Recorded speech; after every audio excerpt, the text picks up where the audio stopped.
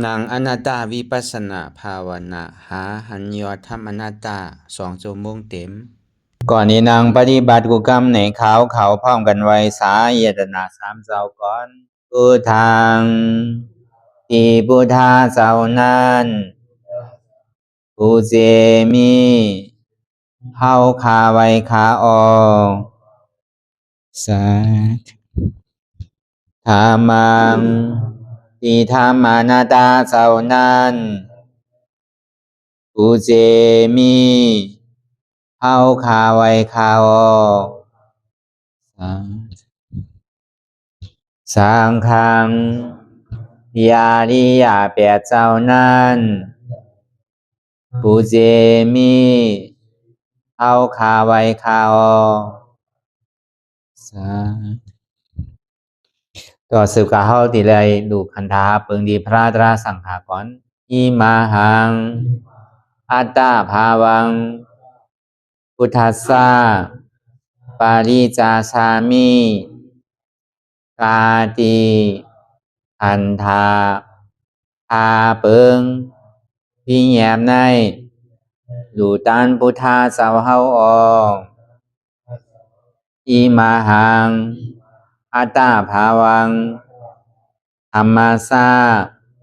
ปาริจาสามิกาติอันธาพาเปิงพี่แยมใน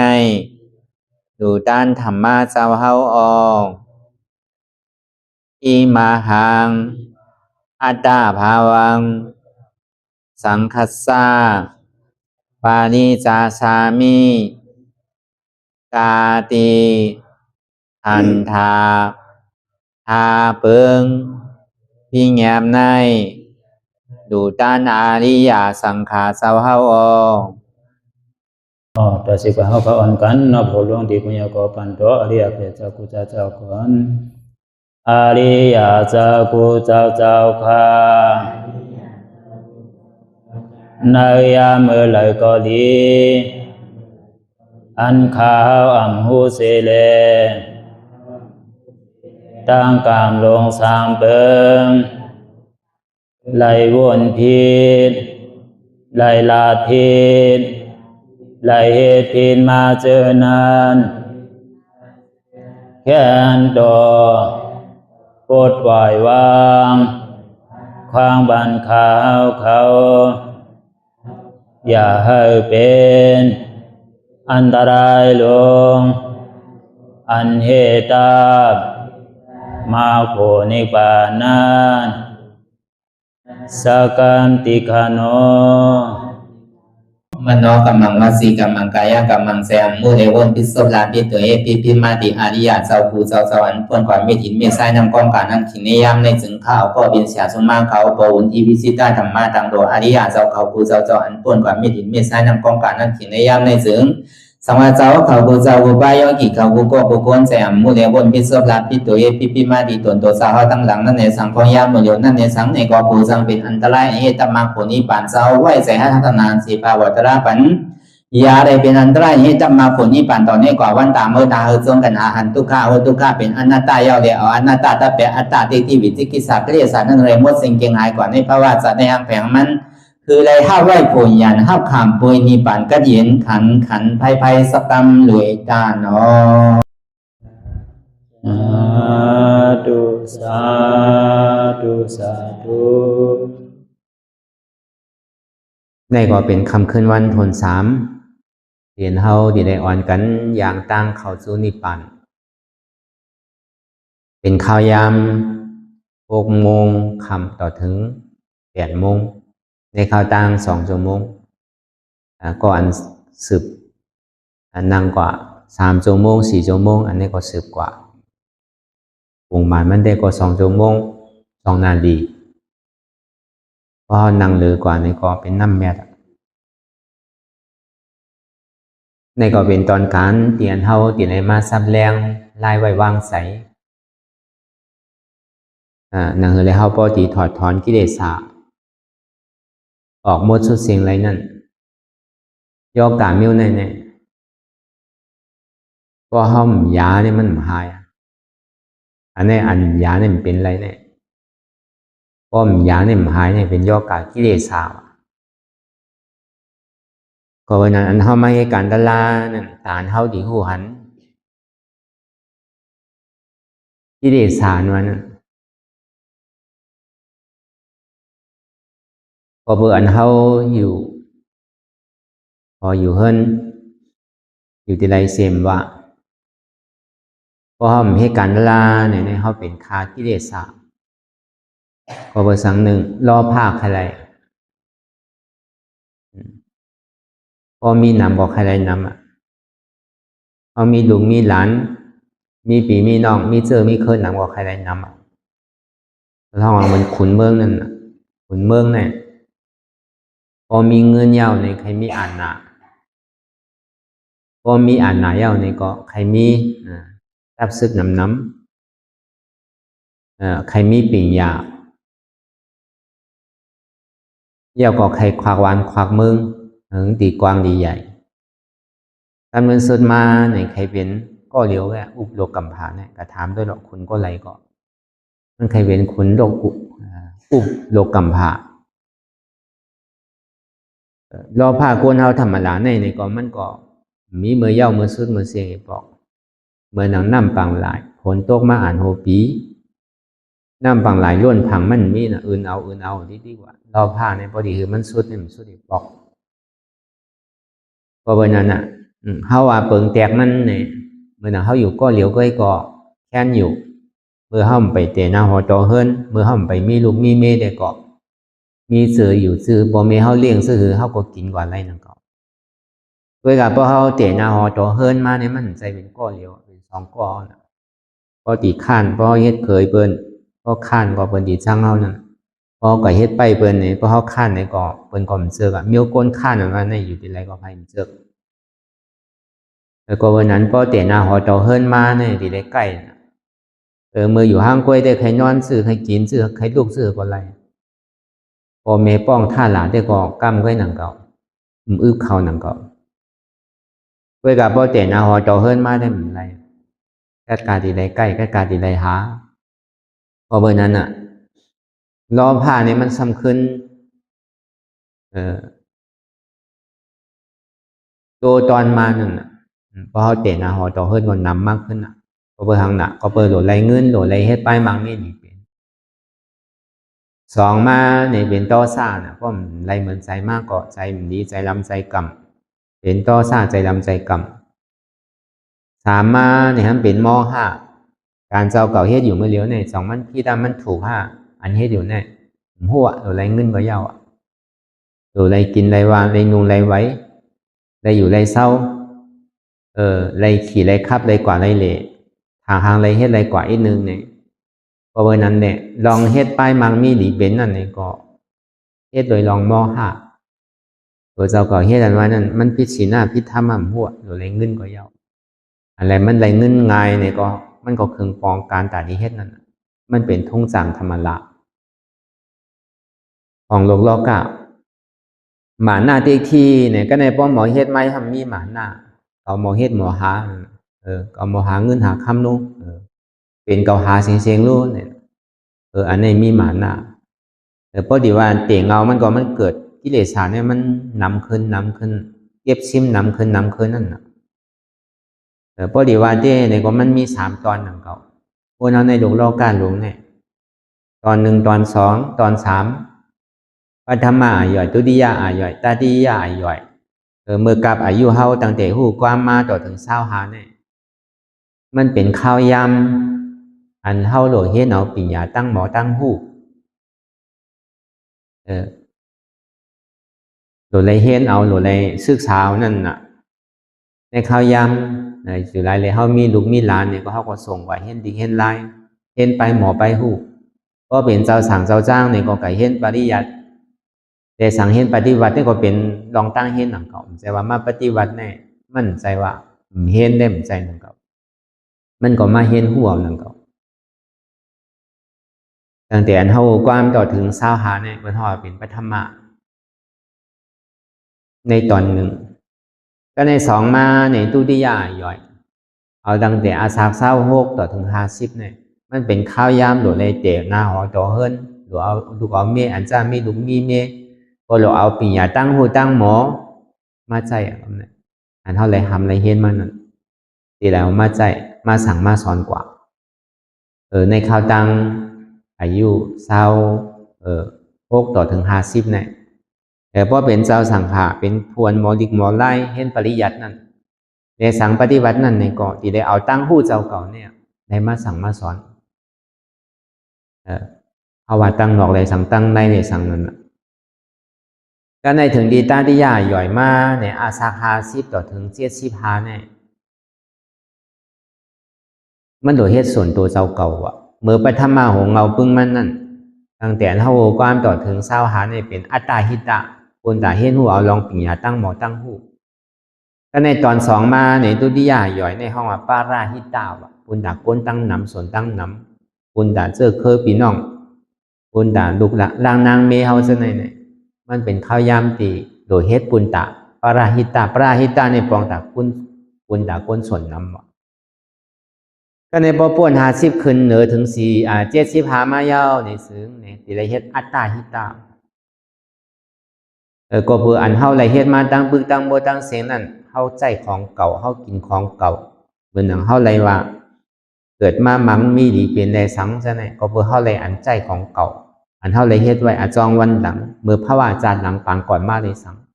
ในตอนปฐมมานั่นเลยสังซะไหน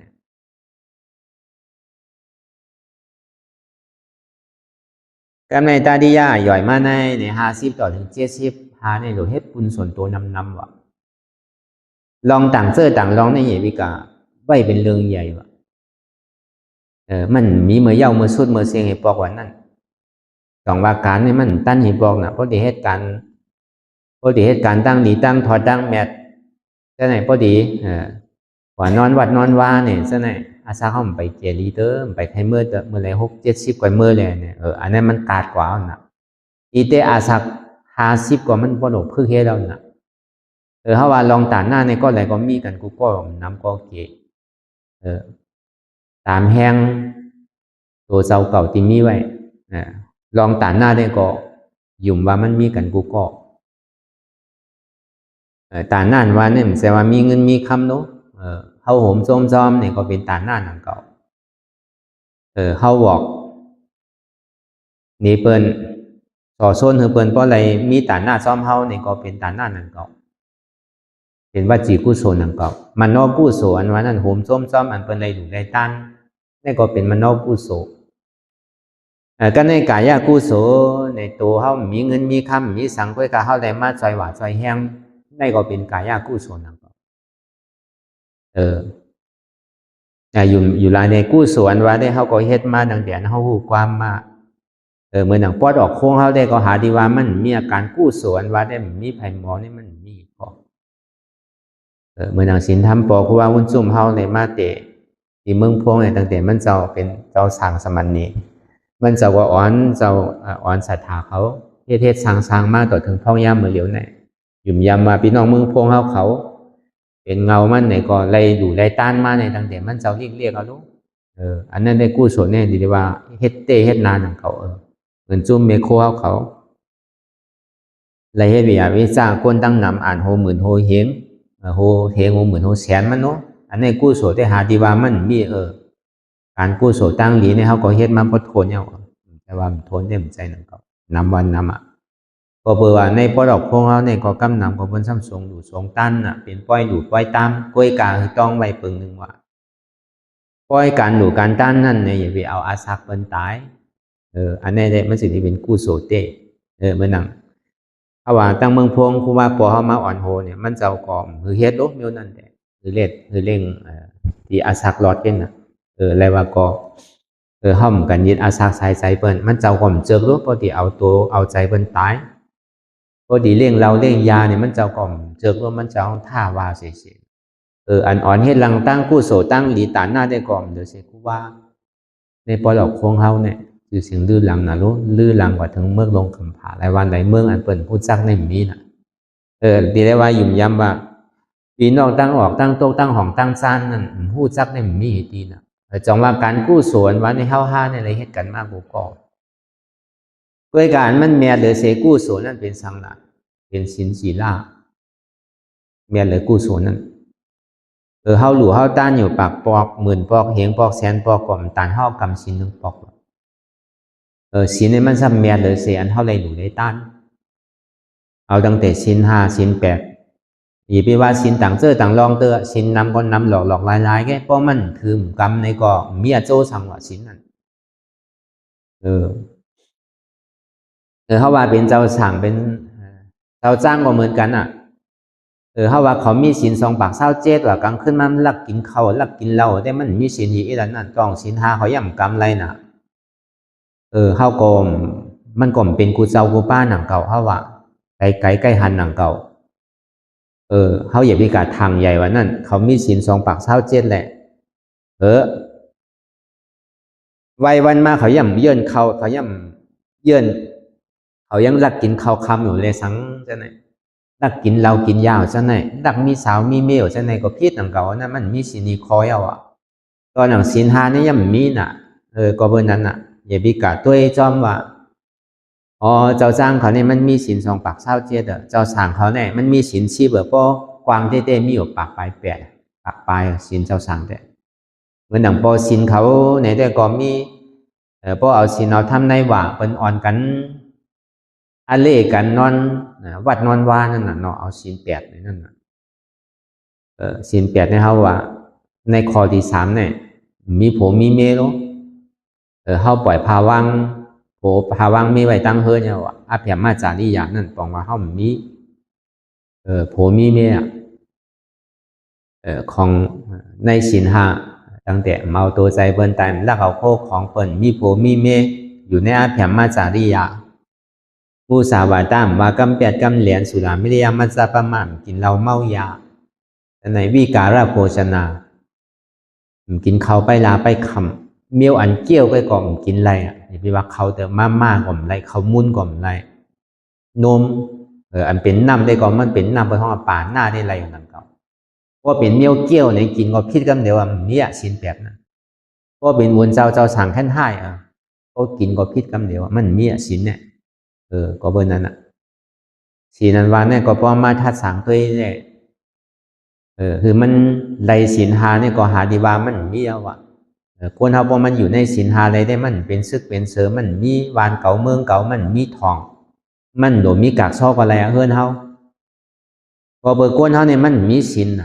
ถึงที่มีทองถึงที่มีวานมีเมืองลักเอาวานเมืองกันลักเลิศกันหากันแหมกันก็เบอร์นั้นเนี่ยมันจึงได้มีกากซ้อแทบไว้จึงได้มีคอกขังไว้จึงได้มีตำรวจมีมีทหารมีวานเก่าเมืองเก่าน่ะคนเอาพอมันอยู่ในศีล5ก็มันโดมีในโลกกัมพาเนี่ยมันโดมีเจ้าก็เลี้ยวเลย2 วานเนี่ยมันก็มีอยู่5มีอยู่หึงใกล้มี1 ปอกว่ะเป็นห้องว่าคนจักรวรรดิว่ะจักรวรรดิหลาจาเนี่ยเพราะว่ามันเจ้าเกิดมายาวเนี่ยในก้นเนี่ยที่ได้มีศีลเซ็งๆว่ะก็ไรมีศีลในยุ่มไรวะเพราะว่าขุนจักรวรรดินั่นเมียเดเสขุนตั้งหมดตั้งเสียงพระเป็นเจ้าเมียว่าตันหืออันกึ่งเถิกเฮ็ดเสดีก้องมู่แหละไวยสาใน1พระเป็นเจ้า2พระเจกาพุทธาเขาเจ้า3เจ้ายาหันตาเขา4มาขุนจักรวรรดิอันนี้ได้เฮ็ดก้องมู่ในแลดูไว้ได้มันผิด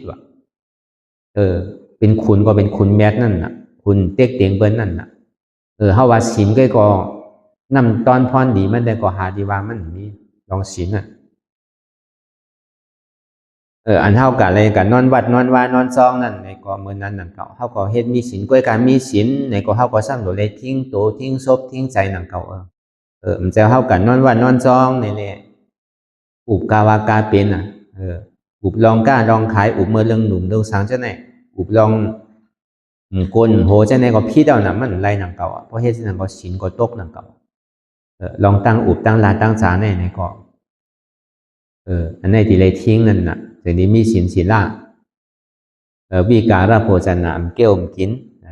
นาจกีดาวามารากันทาวิเลนั่นอย่าไปทุกของอันหอมอย่าไปใส่น้ำหอมอย่าไปเฮ็ดทางแต่งโต๊ะนั่นน่ะแล้วก็8มาเนี่ยก็อย่าไปนั่งอย่าไปนอนที่อันมันหนามันสูงป่น อันนี้ก็เป็นว่ามักมันไว้ที่นั่นนะว่าศีล8เนี่ยที่ได้อยู่ทุกข่ายหนึ่งอิ่มได้อยู่เปียวอยู่มนอยู่เซอร์อันนี้จะในห้องมันมีศีลเนาะอันแม่เลยตาหน้าทำเป็นศีลน่ะอันแม่เลยศีลศีลาเนี่ยทำเป็นสมาทานน่ะสมาทานนี่มันเป็นสมาทาน40นั่นน่ะอนุสติ10อสุภา10กระแสง10พรหมวิหาร4อารูป4อาหาราปฏิกูล1แต่ไหนตั้งมวลมีอยู่40นะ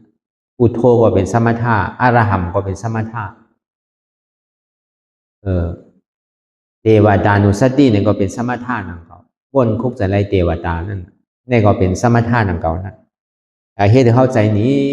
นิ่มไว้ในก่อนนี่เป็นห้องสมถะว่ะสมาธินี่มันสำเมียแต่มีศีลทางนังเก่าว่ะด้วยคำพูดนะกำนำได้เข้ากันนอนว่าเราได้ก็เข้าหล่นเนี่ยถึงมันตกเยาไว้ก็หมักนับนั่นมือหลูเงาปึ้งมันได้ก็อนิจจาทุกขาหน้าตาอยู่ให้ก่อยเฮ็ดมาขามกับขามมาป่นกับป่นมาอยู่หันเปิ้นตกไว้ก็ให้ไว้ซ้อมเปิ้นหมักนับนั่นเปิ้นสำหล่นเนี่ยพอเจียวตกเจียวได้อุกกันโน่กำนำเป็นสินั่นน่ะพอเจียวเยาไว้เนี่ยก็เจียวได้อุกกันนั่นน่ะตกหมักนับเป็นสังเป็นหมักนับก่อมพูดน่ะอันนี้จ้ามันมีดิหมักนับทุกข้ามันมีดิหมักนับอนัตตามันมีดิหมักนับอันนี้จ้าเนี่ยมันมีในตัวเขาเนี่ยป้นปีป้นเดือนป้นวันมาต่อถึงพองยามเดี๋ยวได้เหมือนเขามากูมือกูวันแดกลายไข่กันอยู่กูมือกูวันยังก็เหมือนเก่าเฮียมเสสัมเสเปิง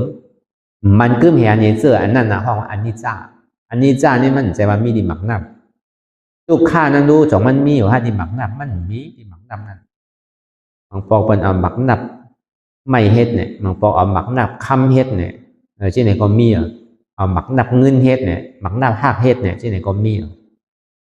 ตีเต้ทุกข้านี่มันมีดีนั้นทุกข้านี่มันมีเตียนเท่านางอยู่เมื่อเลี้ยวเนี่ยอันมันเจ็บมันกวนมันขึ้นมันเมยมันแก้นเนี่ยอันนี้เป็นทุกข้าเต้ทุกข้าเนี่ยมันมีเตียนเท่านางอยู่เมื่อเลี้ยวเนี่ยในจะนี้ปองเป็นทุกข้าอนัตตาอุปเปิงพองงามมันใดเนี่ยอนัตตาเนี่ยก็ซ้ำมีดีหมักนับนังเก่าอนัตตาเนี่ยก็ซ้ำมีดีในตัวในใจเขามีอันไรสีสัมเสเปิงอันที่อันเขาอุปเปิงพองงามมันใดลองตั้งอนิจจาทุกขาอนัตตาเนี่ยมันเป็นวิปัสสนาเนี่ยมันใจเป็นดีหมักนับบางปอเขาโตกอยู่ผู้ซ้ำโตก็ซ้ำพิษนังเก่าเฮ็ดสังก็เฮ็ดอยู่ผู้ซ้ำเฮ็ดตังเงือว่ะก็เปิ่มผู้เลยเฮ็ดในจ่องมันพิษแค่นพิษหรืออันก้นผู้เลยเฮ็ดว่ะมันใจว่าเฮาผู้รู้เฮาเลยเฮ็ดก็ได้มันพิษเดียวเนี่ยมันใจอันเฮาผู้นั่นว่าเฮาเฮ็ดได้พิษที่ว่าอันใดเป็นสมถะเฮาก็ผู้อันใดเป็นวิปัสสนาเฮาก็ผู้อันนี้พิษอยู่ที่กว่านั้นเหมือนซื้อในเปิงแตกมันเหมือนหนังบางหินหวยนึงว่ะมันเผาไผ่ไว้ใหม่ๆเพื่อกับพอเอาตานเนื้อเฮาตัวในเฮาหันว่ามันใหม่พอห้อมผู้ในเปิ้นเฮาก็ยับตัวเนี่ยเฮาสิยับเฮาสิกะกำด้วยพอเฮากะกำด้วยมันใหม่น่ะก็เปิ้นสังแลมันใหม่ก็เปิ้นห้อมผู้เลยมันใหม่เหมือนนั้นหนังเก่าห้อมผู้เลยเฮ็ดให้พิษติ๊กๆว่ะก็ในพอเฮาฮู้เนี่ยหมาหินเนี่ยมันใหม่เพื่อการสังนี่เลยกำสิเลยยับบ่สิเลยเฮ็ดเฮาก็สิมีญาณนั่นน่ะเนาะเครื่องกลางเอามือก็ยับนะถูกที่เอาผ้าใส่ก็ใส่ถูกที่เอาผ้าจุบน้ำใส่ก็ใส่นั่นน่ะมันดิ่มใหม่มือนั่นน่ะพอฮู้อยู่ในเฮ็ดเนี่ยมันผิดว่ะอันห้อมฮู้ในเฮาเฮ็ดสังก็ผิดอยู่ว่ะเฮ็ดตาหน้าก็ผิดอยู่ว่ะเฮ็ดศีลาก็ผิดอยู่ว่ะเปิ้นนอนก็ลาดีนอนซ้อมเปิ้นก็ผิดอยู่นั่นก็ว่านั่นพอเฮานอนเนี่ยก็เปิ้นเฮาก็ซ้ำเท้าเย้าเนี่ยอันจ้าเป็นอ้อยกออ้อยเสียเฮาก็บ่อ่อนกันนอนวัดนอนว่าเฮานอนเฮาซ้ำอายเปิ้นนั่นเก่าอายลูกอายหลานอายพี่อายน้องอายใต้ก้อเฮานั่นเก่าเปิ้นอ่อนกันนอนเฮาซ้ำนอนดูอันนั้นเยืองเปิ้นว่านั่นมันใจมีเสตนาใครนอนเต้นั่นเก่าเดินไล่ล่าเลยนอนกันน่ะบางปอกกันนอนวัดเต้มันกันนั่งโน่นเนาะเปิ้นเพิ่นนั่งวัดเนาะเปิ้นมาเพิ่นนอนวัดกันน่ะปอย่าเปิ้นฮอตะลาได้สังย่ามือเปิ้นปันว่าตาได้สังโดนนอนกันน่ะก็เปิ้นพาสังน่ะก็เปิ้นกันนอนวัดอยู่หลายเลยอันการเฮามานั่งมหาตะลาเนี่ยคือมันเป็นพรดีตาตัวเจ้าเก่านั่นคือแลตัวเฮาปกติใส่ใจเฮาปกตินิ่มเพิ่นจะได้เข้ามาในวัดว่าผาเสอนางเลยอย่างปีอย่าเฮาดีเกิดนั่นเฮาได้มาถ่อมถ้ำถ่อมตะราโดยเฉนั้นก็เฮาไหลไวพระราได้สังก็เฮาเฮ็ดในวัดเปลี่ยนเฮายามเฮ็ดยามมือยามเคยมานั่นโดยเฉนั้นก็เฮาเลยนั่งตะรา1 อีกได้สังมันก็แค่เริ่มเฮ็ด แค่นเหลือดีกว่าแอวกับมนกับเปียวแค่นเหลือดีกว่ากินเหล้าเมายามันเฮ็ดไรหลีวันหนึ่งก็สัก3 วันหนึ่งเฮ็ด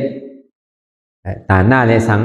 กำศีลศีลาเลยสังเฮ็ดสมถะเลยสังเนี่ยมันเฮ็ดวันหนึ่งก็ยังสัก3 วันหนึ่งก็เบื่อห้อมกว่าเฮ็ดลองตั้งอากูสัวรู้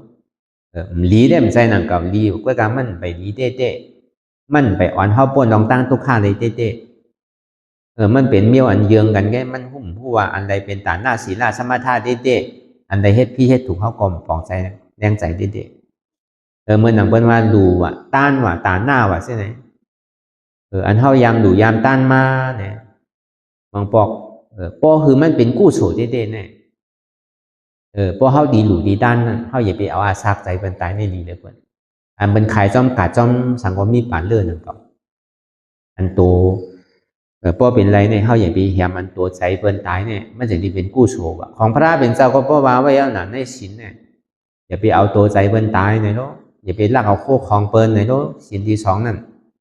ศีลที่3นั่นอย่าไปว่ากำ8กำเหรียญเปิ้นศีลที่4นั่นศีลที่3เนี่ยอย่าไปยาเก้าโผเก้าเมนั่นน่ะศีลที่4เนี่ยอย่าไปว่ากำ8กำเหรียญศีลที่5เนี่ยอย่าไปกินเหล้าเมายานั่นน่ะคือหลอดอันในเนี่ยน่ะศีลเนี่ยก็ในบ่เหตุการณ์ตั้งดีเนี่ยเฮาสามารถเหตุการณ์ตั้งอยู่เห็นเหตุการณ์ทอดการเมียนอยู่เหตุการณ์กู้โสอยู่เวลาเฮาสามารถเอาอาซากใจเบิ่นตายเอาหมูตายเอาไก่ตายซะแน่เอาปลาตายซะแน่มันเป็นเอาน่ะกู้โสวันนั้นต้องมาเฮ็ดกู้โสป้อมหมอเฮ็ดก็เป็นอกุศลพอเฮาจำดีตายมาเนี่ยเพิ่นมาปั่นเฉพาะตะลาเฮาน่ะเฮาติลงตัวลืมคิงบ่ดะเพราะมันเจ็บก้นขึ้นเมยแกนมาแน่พวกใจไรกู้โสพองแลเมื่อก็ไรดูไรต้านไว้นำดูตังทำก็เมื่อตังมันนำเอาทำตังทำมหาวิสันตลาลงกันเลสังเนี่ยอยากว่าบทสั่งร้องบทเจ้าจังบทคู่ว่าก็เมื่อก็เฮ็ดมาเจียวรู้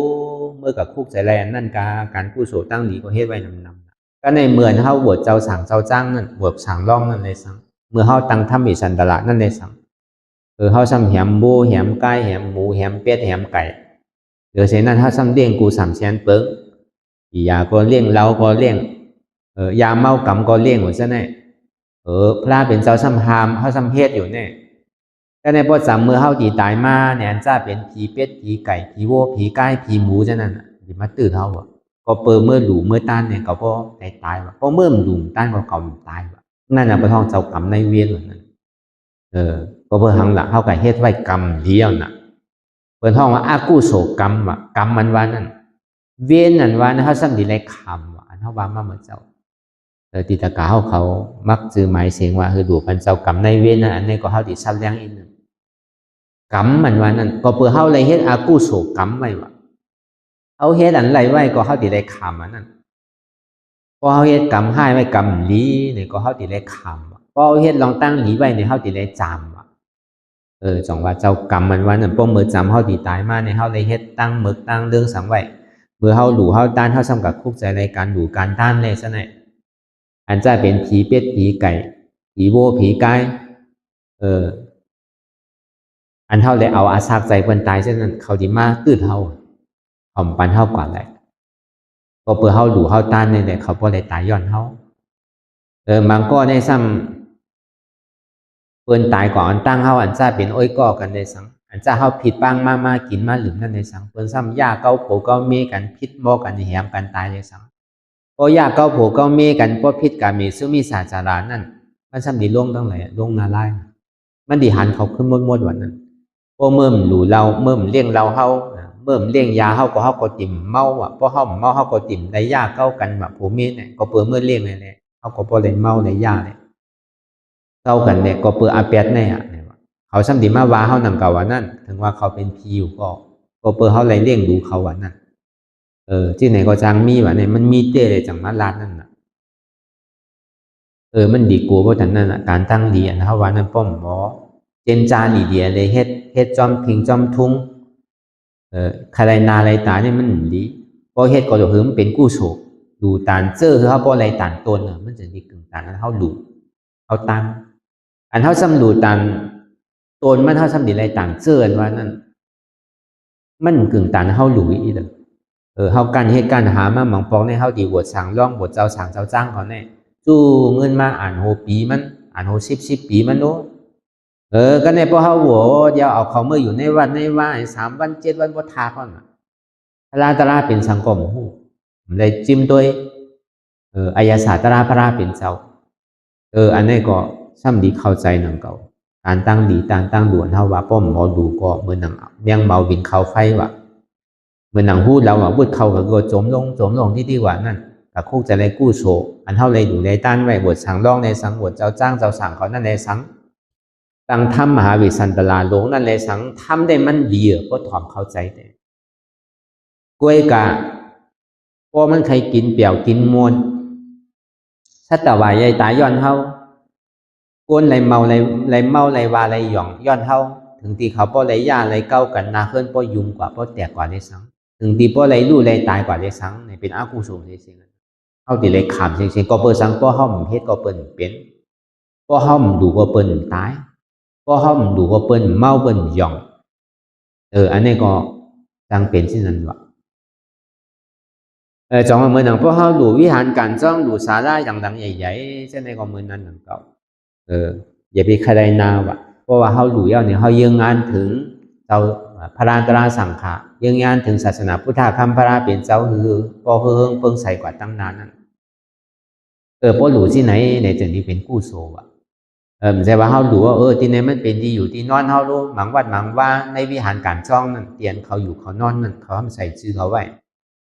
พอเป็นการนอนทำเจิมน่ะก็เพิ่งมันในหลู่ไว้มันโดนนอนที่มันหลู่นั่นน่ะมันซ้ำขางตีขางอยู่มันตัวเราก้นเขาเพราะมันนั่งตีไว้เนี่ยมันเป็นตีเก่าโลเนี่ยเพราะมันนั่งห้ำไรติดกันอันนี้เขาก็หันมาตั้งหนำก็เบอร์สังมันหลูมันไงมันหลูเต้มันหลูเปิดมันหลูว่าเต้มันหลูปูนต่างมันตีนอนไงนะเพราะเป็นนั้นมากคุกใส่ไรเลยเมื่อไรหลูวิหารไว้รู้เมื่อไรหลูเสาวิหารไว้รู้เมื่อไรหลูคือวิหารไว้รู้เมื่อไรหลูศาลาไว้รู้เนี่ยมันซ้ำขางน่ะเมื่อมันไปตายมันก็ขางดีอยู่มันมันดูมันมาอยู่ซ้ำเจอพอตายมาซ้ำมาเป็นเพียดว่านั่นเป็นเป้ตาไปอยู่พอต่างก็กันนั่นกับหยอกว่านั่นเขาหันนำมันแน่มันกว่าตั้งแล้วมาอยู่ที่นั่นของว่ามันก่อมจังกว่าตั้งแล้วมันก็มาวนนี่เลยเป็นเพียดอะไรมาไปอยู่วิหารการจ้องมาไปอยู่ศาลามาไปอยู่เสาวิหารนั่นพอเปิดมาหาที่นอนเนี่ยมันซ้ำเต๊กเปิดนั่นเป็นบ่อมจังนอนนั่นที่ไหนก็จังมีดูบ่อมหมอหลูนี่ก็ช่างเป็นอากูโซนังเก่าทางว่าดีขึ้นตั้งเหนือทำลงตั้งไทยทางว่าดีเป็นก้นดีผีเมียเยอะเนี่ยดีก็อยู่เมืองสวรรค์จันทราเยอะเนี่ยห้ามใจห้ามกับเป็นเปกตามันไหวนำมันเพราะฉะนั้นแต่ตาเขาเปลี่ยวมวนห้ามดูก็อย่าไปดูนั่นเองดีเลยเพื่อนพอดูก็คือมันพอเป็นพรดีพอดีเปลี่ยวก็คือมันเปลี่ยวเต็มที่นั่นนะพอดีให้ตั้งดีเนี่ยก็คือพอไรนี่ปานว่ะพอดีให้ตั้งให้ในตกหน้าไล่ถึงพอถึงกลมองว่ะมันกึ่งต่างนี่เนื้อนั่นพอดีให้ก็ให้เต้ๆว่ะอย่าพี่ครึ่งกลางอย่าพี่อาคาที่พองในตีเมื่อดีอาตีถอยดีอย่าพี่เฮ็ดว่ะเหมือนเทวตานั่นน่ะด้วยหรอให้ก็ให้เต้แล้วนั่นมีไผล่ะอันฮัดเข่เข็มพระราเป็นเจ้าในมีเทวตาแก่น่ะกล้วยกามันซ้ำมีปรมีนังกาว่านั่นเทวตานั่นมันติได้เป็นพระเจก้าพุทธาเจ้าหนึ่งว่านั่นตั้งนานนั่นมันก่อง่ายๆนะเจ้าเทวตาเนี่ยกล้วยกามันต่างก็ต่างเมี่ยวมันซ้ำลีต่อเปิ้นอยู่ว่าไหนซ้ำปันซ้ำฮือเปิ้นอยู่ว่ะซ้ำลีต่อเปิ้นอยู่กล้วยกาพอเป็นพระราเป็นเจ้าเฮาหนอนร่องเจ้าเฮาเนี่ยมันซ้ำใจที่นั่นของมันเป็นญาณสู่กันนะพอต่างตีซ้ำเฮ็ดลีอยู่ว่ะคุณตาพระเป็นเจ้าแค่ในว่าอันมันถูกพอใจนั่นอันปฏิฆาต่อกันไว้นั่นก็เปิ้นนั่นน่ะเจ้าเทวตาเนี่ยก็ยังสิได้มีบารมีตานี้เป็นพระเจก้าพุทธา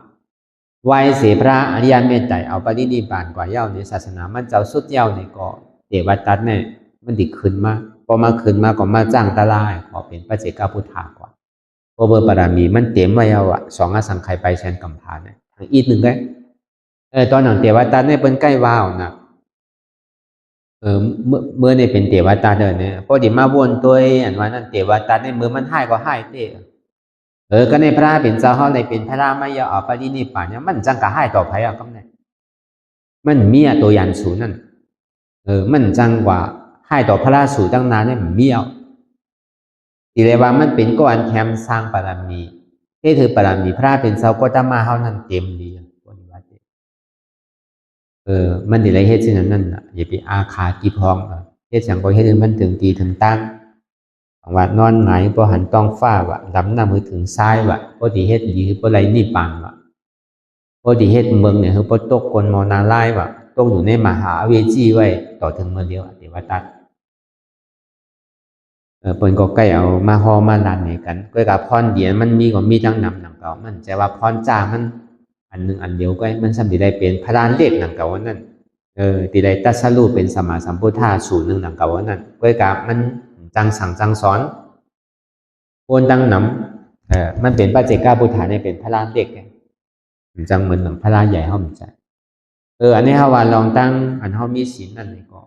พอมาวนทัดสังตัวดีๆเนี่ยในศีลเนี่ยก็มันลึกเลยสิอันเฮาเลยอยู่ในตั้ง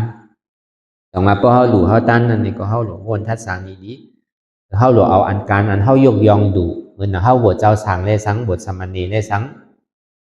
แต่ในนี่ก็เฮาบวชเจ้าก็คือเขาศึกษาหำเฮียนข้อสั่งคำสอนของพุทธะคำพลาเป็นเจ้าคือเขาบ่ฮู้ที่ต่ำที่สูงคือเขาคู่กลุ่มเกสู่บ่แม่อันไรเป็นสูงอันไรแต้มคือเขาบ่ฮู้อันนี้จึงตีกึ่งกันเฮาเลยอยู่ในต้านกู้โสนี่คือมันนำไรนำเลยเสียเอากู้โสใจว่าหลู่โดยเฮ็ดปล่อยเฮ็ดล่างไม่ไรกินเหล้าเมายาเปี่ยวมวนก็เห็นใจแต่บางพอเขามีลูกมีหลานก็เช่นนั้นน่ะเอากับวัวเนี่ย3 วันเนี่ยก็เขาว่าทักน่ะดีอยู่หึงเนี่ยมันบ่มีเอาลูกมันเป็นมันเป็นกุศลที่แล้วนั่นมันเป็นการกินการเปี่ยวการมวนการคะเลนาในตากันน่ะมันจะเป็นกุศลเต้นั่นน่ะใครว่าในว่าที่ไหนก็เขาว่าพอเขาอยู่นี่ก็คือมันพอผู้นำตอนพรดีศาสนาพุทธคำพลาเป็นเสาดังที่เฮิงเปิ้งใส่กว่าเหมือนเขาตั้งธรรมนั่นก็เหมือนกันนำเขาคือเขาผู้จับจาเจ้าเวสันตระก็เบอร์จาเจ้าเวสันตระเนี่ยมันเป็นจัดกำลึงจาที่ช้างแถมปรมีเต็มนั่นเป็นจัดเจ้าเวสันตระก็เปิดทีเลยดูลูกดูเมียมันจะดีเป็นไรพระเป็นเจ้าก็เปิดเป็นตาหน้าห้องว่าตาหน้าปรมีนั่นมันมาพอดยอดตีเจ้าเวสันตระนั่นน่ะก็เปิดทีมเดียวเป็นคุณอคำซ้ำอ่อนเอาลูกเอาลังหรือเสียนั่นเป็นใครดูก็ดูเป็นใครเมฆก็ดูเมฆเป็นใครวานเมืองก็ดูวานเมืองเป็นใครจ้างก็ดูจ้างเป็นใครดูไรมากก็ดูมากนะทีมเดียวนั่นน่ะก็เบอร์มันจะดีดูนั่นน่ะเนาะถ้าเป็นขุนเบอร์มันมีเงินเนาะดูก้นพันดูก้นกู้เจอกู้300,000เปิ้งใจเขาเนี่ยก็เหมือนนั้นหนังเก่าว่ะ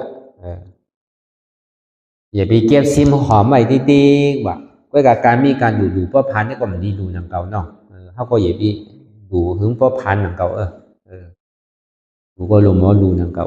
ส่วนหนึ่งก็โดดปนตาอาลังของเขาหนังเก่าส่วนหนึ่งก็ตีเลี้ยงนาหัวโตเฮิรนเขาหนังเก่าส่วนหนึ่งก็โดดเก็บไว้เมื่อเขาเท่าเขาแก่มากก็เขาอยู่ดีกินหวานมากใช่ไหมก็โดดมีไว้หนังเก่าส่วนหนึ่งเนี่ยก็โดดเป็นอาลังตาดิก้าขายโดยเช่นนั้นมามีสังละลายส่วนกำนึงสุดมาในก็ดูพอมันเดือดเตะก็ดูพอเบอร์การดูการตั้งเนี่ยมันเป็นการตัดดีเฮ็ดอาจ้องดีอนาการตั้งนานเนี่ยมันขึ้นติดเลยครับผลอาโจดีขึ้นนั่นพอเฮาเฮ็ดลองตั้งอันนำดีลองตั้งเมืองเดิมในซึ้งเพื่อท่องว่าเจ้ากรรมว่าเจ้าเวียนว่าฉะนั้นกรรมมันว่านั่นก็เพื่อเฮาเฮ็ดกรรมดีไว้แหละ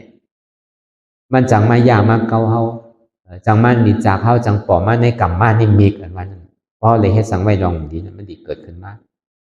เวียนนั่นว่านั่นเป็นผลของอาโจเฮาที่ได้รับนั่นพวกมือนั่นมาอันเฮาว่ากรรมเวียนนั่นว่านั่นมันลูกที่นั่นมาอาจองและอาโจเฮาเลยเฮ็ดอาจองดีก็เฮาเลยรับอาโจดีเฮาเลยเฮ็ดอาจองดีไว้เนี่ยก็เฮาได้รับอาโจดีไว้แล้วก็เบิ่นนั่นน่ะเฮาว่าศีลนั่นว่านั่นเป็นเช่นนั้นก็ในสมาทานว่าเนี่ยก็เบิ่สังไหนเนี่ยศีลเนี่ยมันดีให้เฮาโตใส่ใจใส่เมื่อหนังเฮาโตในอกโกไว้นะเฮาอยู่พออยู่เพิ่นในอันเฮามันผิดศีลเนี่ยมันมีมันเวไรหยาบเต้ๆเมื่อหนังเฮาเฮ็ดตั้งกล้าตั้งขาย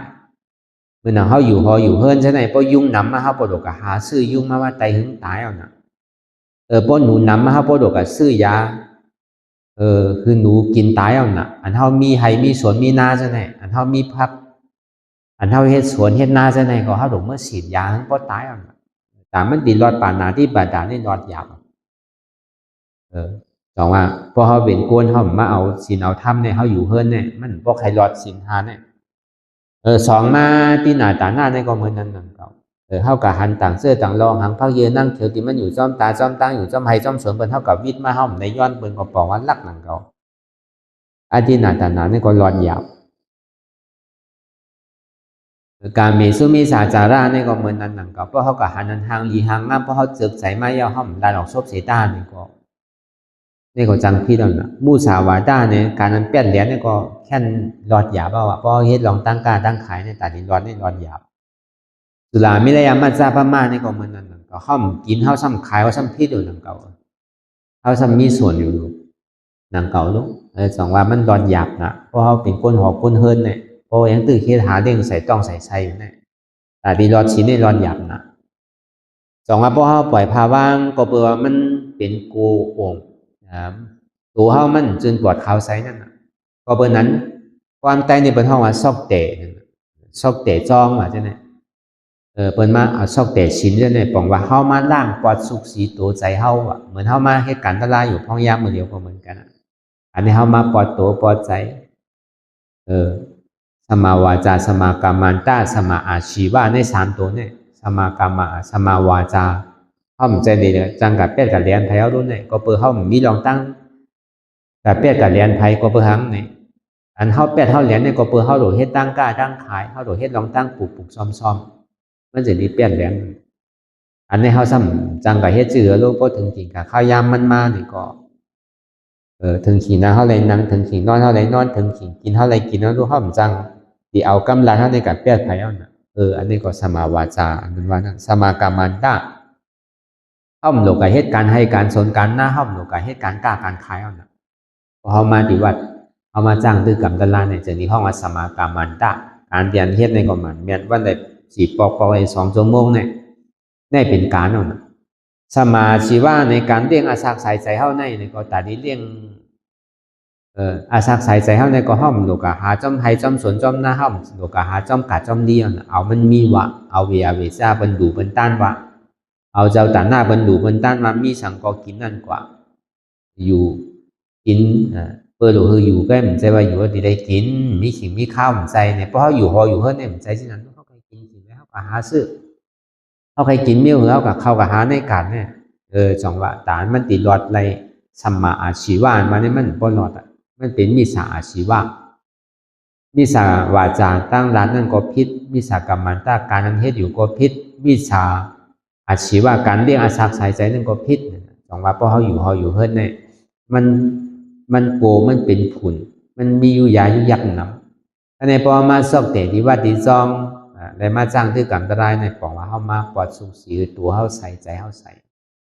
อันนี้พอมาหนังเตะเย็นสีไว้ไปหันสังเตอร์ก็พอใจเขานิ่มก็เป็นสมาธิเอานั่นพอเขาสั่นค่อนยกย่ายมันค่ายมันนึงเนี่ยก็เป็นห้องว่าเป็นสมาธิเพื่อการสมาธิเนี่ยมันสั่นเจ็บเพไว้3 ปุณสมาวายามาสมาสติสมาธิใน3 ตัวนี้เป็นจุ้มของสมาธิสมาวายามาเนี่ยบอกว่าอธิษฐานของเขานั่นในข่าวตั้ง2 ชั่วโมงเขามันนั่งมาเดียวเนี่ยเอาตั้งแต่6 โมงถึง8 โมงเนี่ยเป็นคือก็ยาวเอาติมลูกพื้นนุ่มค่อยค่ายมันย่ายเนี่ยอันนี้เป็นห้องว่าสมาวายามะ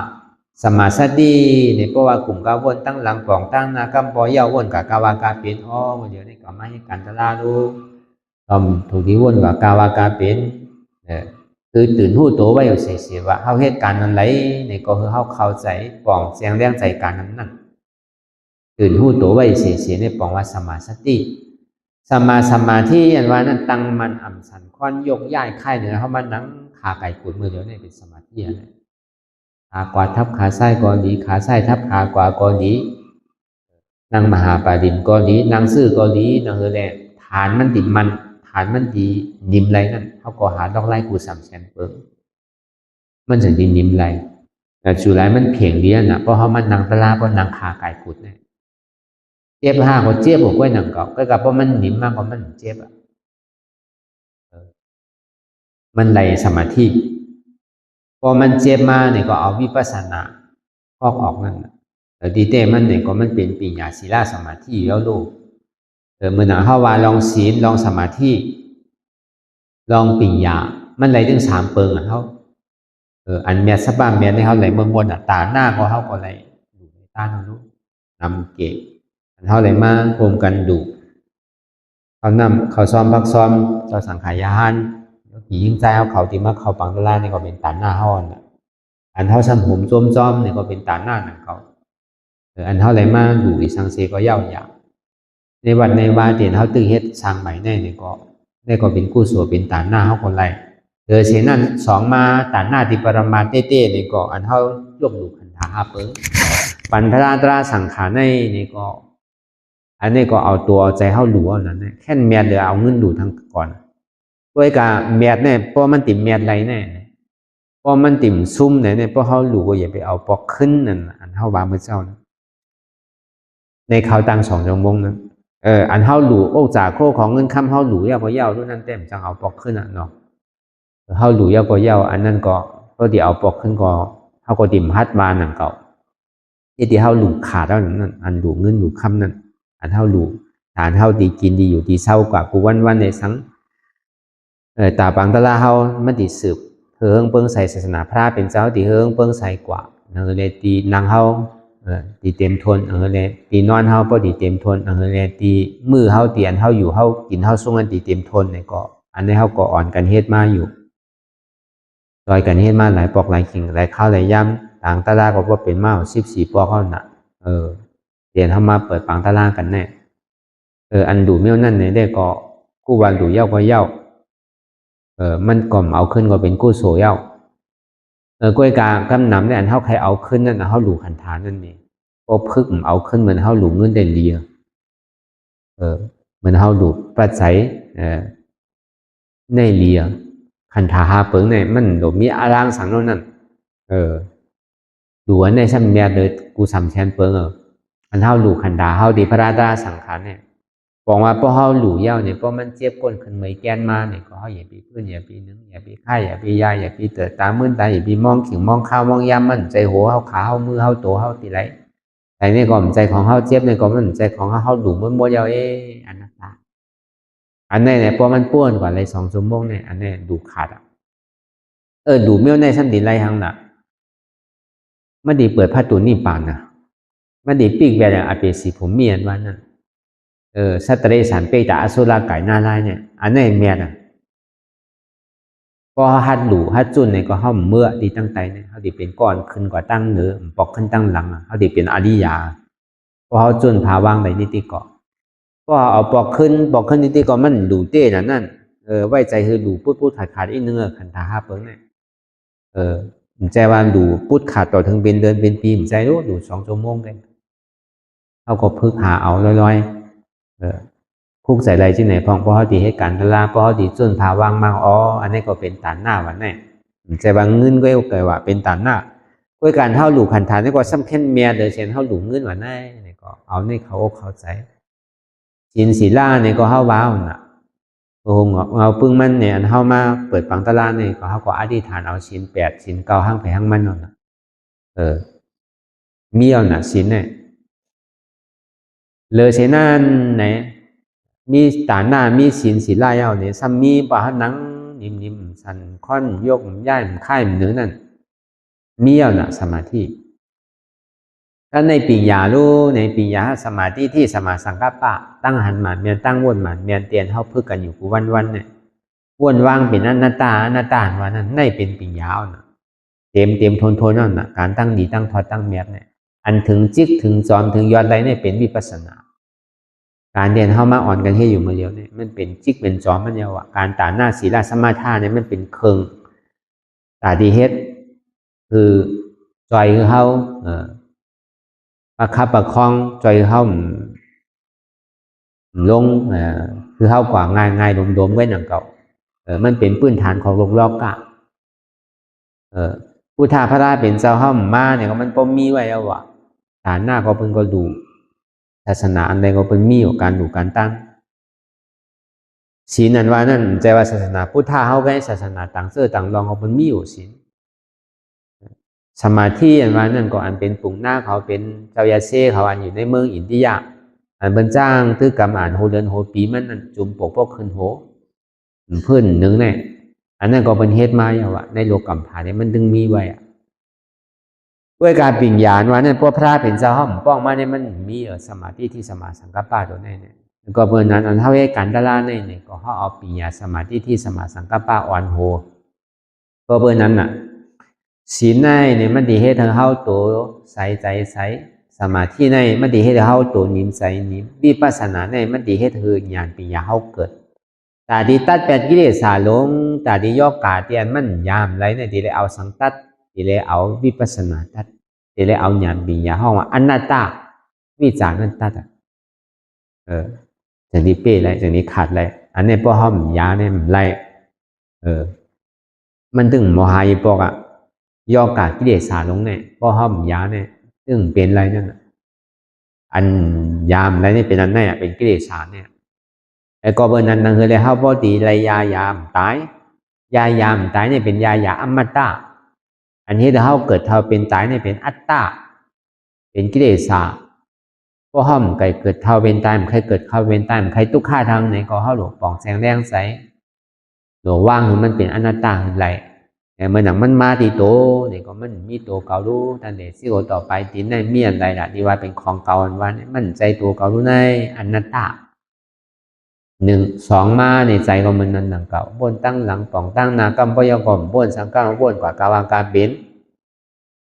ใส่ในกล่อมใจของเก่าเต้ทุนในอนัตตากำปยเจ็บกว่าตั้งพึกตั้งมัวตั้งเสียงเก็บใส่เจ็บกว่าเฮ็ดสื่อก่อนไล่เพิ่นสื่อก่อนไล่หนึ่งสื่อก่อนไล่เจ็บเลยเป็นเจ็บเก่าเจ็บเก่าเจ็บบทติ๊กเนี่ยเจ็บก่อมมีเก่าก่อมมีอนัตตาพอมันกับวนว่าเจ็บก่อมมีอนัตตาพอวนว่าเก่าก่อมมีอนัตตาวนที่ไหนที่ก็หนังเก่าลายวิปัสสนาเนี่ยมันหยาบอันเจ็บนั่นนะมันเป็นตาราป้อมหันเจ็บก่อมหันทุกข้ารู้ป้อมหันทุกข้าก่อมหันใดตารานั่นก็เลยหันทุกข้าก็นั่นหันตาราน่ะก็เลยหันตาราก็นั่นหันตาราน่ะที่ใครไรยังล่ะที่ใครพอโกรธทุกข้าก็พอใครป้วนทุกข้าก็อย่าไปโกรธทุกข้าเนี่ยพอใครป้วนเจ็บเนี่ยก็อย่าไปโกรธเจ็บเนี่ยพอเขาโกรธเจ็บโกรธทุกข้าอยู่เนี่ยมันป้วนมันอีกบอกตีได้เจ็บตีได้ทุกข้านี่ดีกับซ้ำตีได้เฮ็ดคือด่าเนี่ยตีได้เฮ็ดผู้เนี่ยอยู่จอมมันอยู่กับทุกข้าโกรธทุกข้าอยู่กับสุขข้าติดสุขข้าตีได้พึ่งเฮ็ดผู้อยู่จอมตีไปโกรธมันทุกข้านั่นก็กำพยายามมันดวงหนังเก่าเหมือนหนังดอกไฟขึ้นต้องฟ้านั่นน่ะพอยามมันสุดกว่าโลกหนังเก่าเหมือนตาวันน่ะเมื่อกลางวันเมื่อเช้าในไม่น่ะเมื่อเร็วไม่รู้แน่ตาวันตัวก็เหมือนนั้นหนังเก่าทุกข้าเนี่ยมันดีอยู่ไรหึงมันอยู่พอตัวก็หายหนังเก่าทุกข้าเนี่ยมันหนังต่างหนึ่งไรหนังเก่าก็ถึงหิงขาข้าย่ำหายก็หายหนังเก่าเพราะวันนั้นเลยทำมีเนี่ยก็คือเข้าป้อหันอย่างหันทุกข้าทำใจนี่ก็คือเขาป้อผู้สังผู้วันทุกข้าเนี่ยเป็นอนัตตาทำมีหันสังหันเจ็บทำใจผู้สังผู้ว่าเจ็บเนี่ยเป็นอนัตตาคำมีหันว่าใจโหเกาใจขาเกาใจมือเกาใจตัวเกาใจเกาใจเจ็บเกาทำใจผู้ว่ามันเป็นอนัตตาทำมีหันเจ็บแกนต้งตอดเนตรชานสันไว้คมไต่ไม่กัดอ่อนแข็งสู้ตุ้มจับยายจึงอย่าเป็นลูกทำใจหูหวานเจ็บแกนต้งตอดเนตรชานสันไว้คมไต่ไม่กัดอ่อนแข็งสู้ตุ้มจับยายจึงอย่าได้เป็นอนัตตามันมาดีตัวก็ใจตัวเก่าอนัตตามาดีใจก็ใจเก่าอนัตตามาดีเจ็บก็เจ็บในก็ใจเก่าอนัตตาก็หาบ้วนลองตั้งพิษเปิลในก็พิษในใจพิษเปิลเป็นพิษเก่าก็อนัตตาบ้วนลองเปิลมีเปิลบ้วนลองเขามีเขาบ้วนลองเฮามีเฮาบ้วนลองเก่ามีเขาอนัตตาในก็เขาบ้วนยาวเขายำหึงอย่าไปว่าไว้อย่าไปว่าเทิงอันเฮาหันอันเฮาว้วนอันเฮาว้วนเฮาหันนั่นถึงพอเพ่งเพ่งกันกว่าว้วนต่อถึงเจ็บนั่นพอสุดว้วนต่อถึงทุกข้านั่นพอสุดตาต่อถึงอัตตานั่นพอตกพุทธขาดกว่าอันไรที่มันพูดบอกเกิดขึ้นเป็นมานั่นเนี่ยก็คือเฮาพอหมอว้วนวางแทบตัดเป็นอนัตตาสัพพอไหล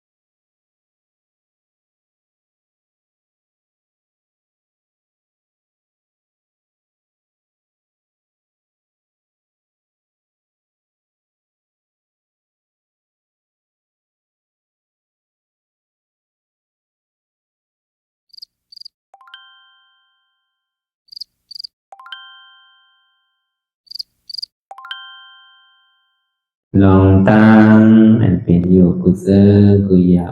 ย้ายข้องคำไว้ที่ใส่หูถอดถอนออกที่ใส่หูมันออกเสียงก่อนสภาวะอะไรก็ดีลองตั้งอะไรก็ดีอันเกิดขึ้นมาที่อยู่ตัวที่ใส่ที่เจี๊ยบสนั่นถอดถอนออกที่ใส่หูมันออกเสียงสภาวะยุคธาตุสี่เปิงสนั่นเจ็บเทียนโตกอดเนตรสั่นไหวโคมไต่ไม่กัดอ่อนแข็งสู้ตุนทรัพยายจึงอยากเป็นดูสภาวะยุคธาตุสี่เปิงสนั่นตีหนังธาตุกว่าผู้ทรัพย์ตีอัตตากว่ายึดว่ามีโตมีใสมีเจ็บสนั่นเอาบ่วางเป็นอนัตตาไหลลองแสนพ่องปิวอยู่อันเฮาว่นลึกว่นเลยอยู่เป็นเดิมเป็นลาวอยู่ซึ่งในสาวถอดถอนออกตีใส่หูมันออกเสียงก่อน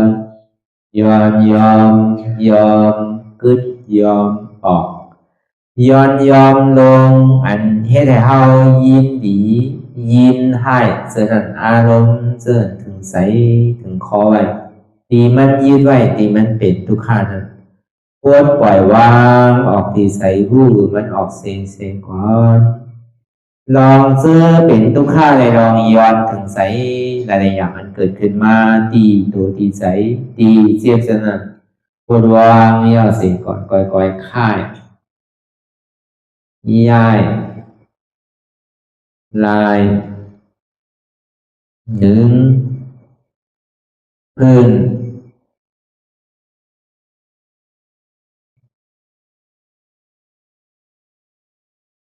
พยายามไหนค่อยๆเปิดตาลืมตาลอยได้เป็นการปฏิบัติธรรมโคตรอายธรรมอันเกิดขึ้นที่โตที่ใสที่เจ็บอันนั้นโคนหาเหตุหาเงาพระจองทุกขันนั้นต่อสิ่งการในเฮาที่ได้ส่งเมตตาถึงวิเนยสัตวะทั้งหมดทั้งสิ้นก่อนอิดาเมปุญญังอาสวะคายังนิพพานังวาหอตุมาปุญญาภากังสเปสัตตาสัมมาลาภันตุอิตังเมปุญญังอันเฮาคาไลมาตือกรรมปฏิบัติวิปัสสนาภาวนาหาอัญญธรรมอนัตตาในอาสวะคายัง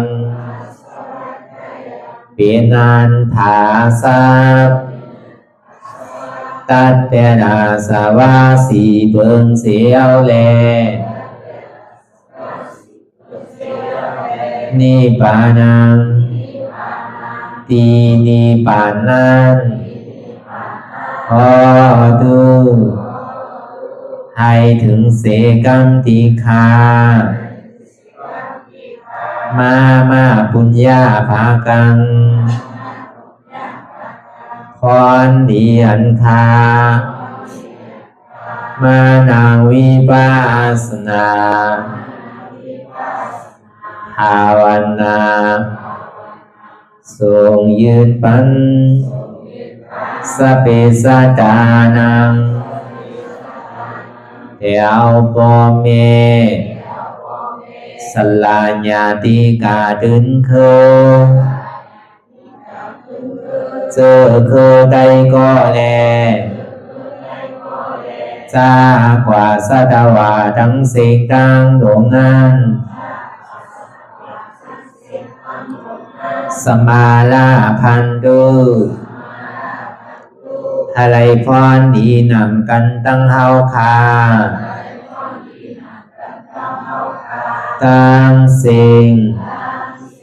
สกัมติคาโนสาธุสาธุสาธุ ต่อสิกว่าเขาก็อ่อนกันนับหัวหลวงที่คุณยาก็ปันโตอริยเจ้ากูเจ้าก่อนอริยเจ้ากูเจ้าค่ะในยามเมื่อไหร่ก็ดีอันข้าวอ่ำหูเสเลตั้งกามลงสามเปิงไหลวนพิษไหลลาดพิษไหลเหตุพิษมาเจอนานแค้นดอกปดปล่อยวางความบันขาวเขาอย่าให้เป็นอันตรายลงอันเหตุตามาโผนิปานันสกันติคโนมโนกัมมังวสีกัมมังกายกัมมังแสมมุเรวนพิศลาปิตัวเอพิมาติอาริยะเจ้าภูเจ้าสวรรค์พ้นความเมตินเมสายนำกองการนั้นขินนิยามในจึงข้าวก็บินเสียสมาเขาปวุนทีวิสิตาธรรมะตังโดอาริยะเจ้าเขาภูเจ้าสวรรค์พ้นความเมตินเมสายนำกองการนั้นขินนิยามในจึงสังวาเจ้าเขาภูเจ้าภูบายกิเขาภูก็ภูคนแสมมุเรวนพิศลาปิตัวเอพิมาติตนตัวสาวตั้งหลังนั่นในสังพยามโยนั่นในสังในกอภูสังเป็นอันตรายเหตุมรรคผลนิพพานเจ้าไหวใส่ให้ทัศนานสีภาวตระปันยาได้เป็นอันตรายให้จำมาผลนิพพานตอนนี้กว่าวันตามเมื่อตาเฮจงกันหาหันทุกข้าทุกข้าเป็นอนัตตาเยาวเดียวอนัตตาตาเปอัตตาติวิจิกิจสักเรียสารนั่นเลยมดสิ่งเก่งหายกว่าในภาวะสัตว์ในอังแผงมันคือเลยห้าไหวผลยันห้าขามปุยนิพพานก็เย็นขันภัยสกรรมรวยตาเนาะสาธุสาธุ